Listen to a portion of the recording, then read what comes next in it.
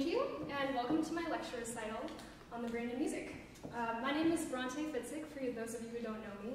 I also go by Nicole Fitzik, some of you may know me as Nicole. And that was Bradford Jackson on the cello. He's a chemistry major, and I met him my freshman year, and we played some duets together, including that one. I'm giving this lecture recital as a culmination of two of my degrees, which are a Bachelor of Science in Neuroscience and a Bachelor of Arts in Choral Music.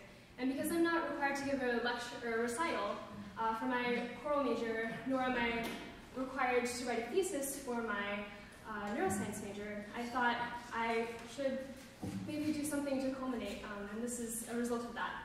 This is also a result of about 3 years in the Brain and Creativity Institute as a research assistant with the Brain and Music Project.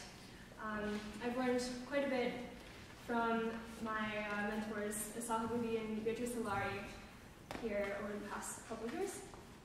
And then finally, I'm also giving this as a benefit recital for the Divine Mercy Foundation, an organization in the Philippines that provides for the medical needs of impoverished people there. And it's very close to my heart because I've witnessed personal case studies of people who have been helped by this. So with that, first I'll break down what will happen today. And people in the back, feel free to come down at this point so you can find seats.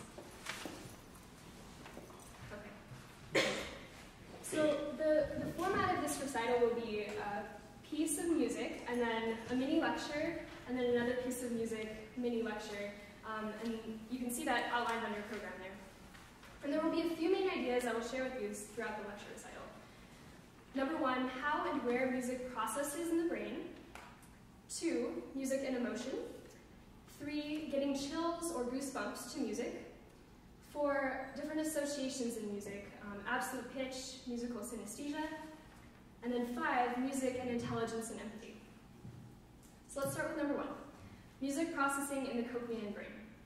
What happens in my brain when I pick up a violin, play, maybe adjust my tuning because it's not quite right, which happens a lot, hear the sound, recognize a melody? Let's start with what happens when we hear music. Sound enters as waves with certain frequencies into the ear canal here, and goes through into the eardrum, and some auditory amplification and manipulation happens at first, here, until the waves hit the cochlea, which is this spiral organ right here. The cochlea is really cool. It works in tandem with the thing called the basilar membrane here. You can see that rolled up with the cochlea. So if you were to unfold and unroll the cochlea, it would line up like a keyboard, where the high frequencies are down here at the base, and then the low frequencies are up here at the apex. So imagine it being kind of a backwards keyboard as you're looking at it right now. On the hair cells lining the cilia, or the hair cells lining the cochlea, there are stereocilia, and those only move when they're touched by waves of certain frequencies. These are what stereocilia look like. These ones down here, you can see, are kind of damaged. So this is what it looks like to have damaged hair cells in your ears.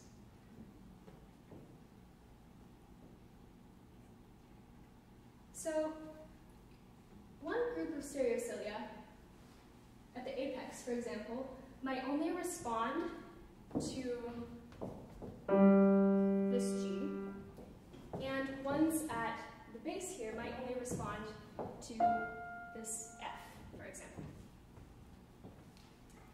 Also, for every note, there are a set of other notes that also resonate but you don't hear. And these notes make up what is called the overtone series. I should remember my overtone series, but I think it goes something like this. Am I right? and up and so forth. So those are the notes that, from playing, you'd only hear that note, but those other ones are still resonating. Stereocilia for these overtone notes also respond when you play the heard fundamental frequency note, So you have spread out cilia like a keyboard responding all across the cochlea and basilar membrane. What's really neat is that if the stereocilia are moved, it can cause an electrical signal to start, and that converts the sound waves and mechanical energy into electrical energy. Electrical energy is the brain's method of functioning. So as these stereocilia are moved, imagine those giant obstacle courses with those blow-up cylinders, and then as you walk past one, you kind of have to push it over to get to the other side.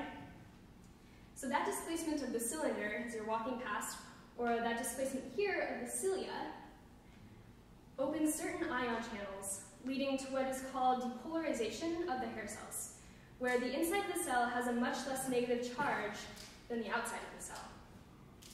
As a result of this, molecules called neurotransmitters here are released and basically cause an electrical signal to be sent through the auditory nerve right here. So the auditory nerve is also called the cochlear nerve, and this eventually goes up into the brain. Now, it isn't that you hear a sound and then bam, your brain lights up magically with like electrical signals. You may have heard that music uses most of the brain, but it doesn't do it all at once. These electrical signals follow tracks, like this. And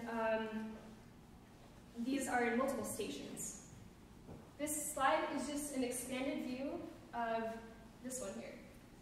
So you can see it goes through the auditory nerve and follows these multiple stations up.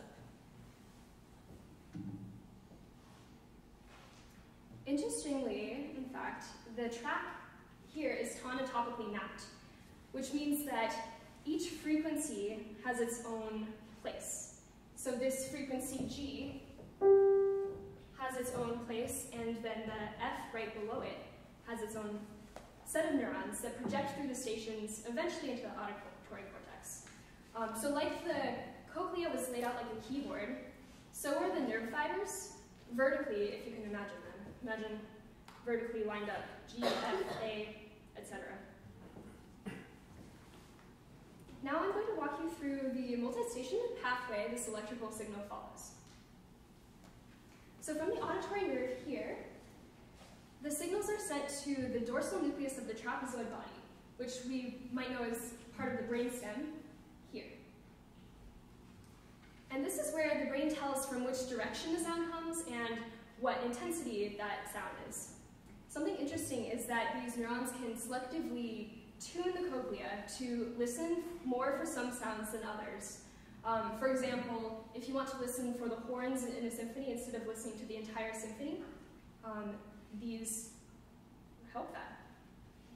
So these axons are what they call efferent. So we have a pathway that goes up to the brain from the ear, but also a pathway that goes from the brain down to the ear. And that pathway, brain back to the ear, affects the length of hair cells, which changes the membrane and adjusts the sensitivity of the inner hair cells to be more attentive to overtones in the horn timbre, for example, which is really interesting. So next, at the inferior colliculus, this is where we start to be conscious of sound, and then same thing up in the medial geniculate nucleus. This is in the thalamus. That's where sound consciousness takes place. And all of this from the ear up to here is happening within less than 1/10 of a second. So very, very fast. So from here, we go up to the auditory cortex, where we recognize patterns of sound, direction of pitch change, melody. There are separate tonotopic maps for detecting pitch and detecting directions of pitches, the contour. And then we can go into areas around the auditory cortex, anywhere up there. And this surrounds the primary auditory cortex. It helps us with the meanings of sound patterns. And again, it's important to note that these fibers stay mapped within the original pitch association from the original placement of vibrations on the basilar membrane. This makes the system more efficient and if there's anything about the brain, it's that it's as efficient as it can be to conserve energy. Then the signal can project into many other areas, branching out like tree branches, perhaps. So that's when we listen to music. When we play or sing music, this might happen. We start planning to play music up here in the frontal areas of the brain, and then these signals are sent to multiple areas, including, I don't know if you can see it very well, but there's a part up here called the premotor cortex, and that plans movement. And then it goes to the motor cortex, which actually executes that movement by sending signals down the spinal cord, through the arm, and then directly to the muscle fiber. And that's how our fingers move. It could also go directly to the vocal cords, and that's how our vocal cords move. There are many other brain regions involved. It's a very complex circuit. And a question you might ask is, are there really enough localized areas in the brain to cover everything we do? Does each area have its own specific function? The answer is no. In fact, specific brain areas seem to play a role in many functions, and many of the brain areas involved in music are also involved in other areas, in other activities. My grandma recently had a stroke originating in an area in the center of her brain called the left caudate nucleus. I was really surprised to hear this at first because it's a brain region I'd only encountered in the neuroscience of music, with chills, which I'll talk about later. But the lesion, the dead part of her brain, caused a whole bunch of other problems unrelated to music, such as memory loss, trouble sleeping, trouble with voluntary movement, and sure enough, Wikipedia confirmed these functions. So, since each region of the brain can take on multiple roles, then it makes sense that music can be so influential in other areas of learning. I mean, think about all the music and math are linked, or music and language are linked, studies you've heard popularized out there. So that concludes my first section. I'm going to invite up Jesse on guitar. He is a senior guitar major, and we're going to play a couple tunes for you, vocal jazz tunes. Vocal jazz plus guitar tunes. Thanks.